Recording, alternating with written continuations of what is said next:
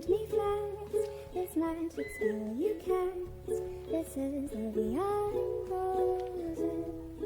Let me kiss me heaven sighs, and though I close my eyes, I see the beyond roses. Assalamualaikum warahmatullahi wabarakatuh. My name is Adli Naufal bin Irham Imran with student ID 200000374.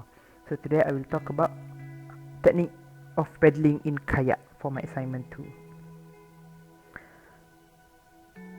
First of all, you must position yourself 90 degree for your back so your back will not get hurt when kayaking.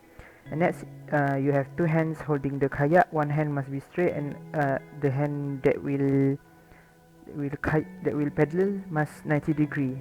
My hand was not that accurate because I'm not a professional one.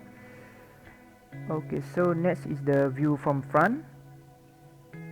Yeah, this is how you the view of paddling from front. Okay, I think that's all for me. Thank you.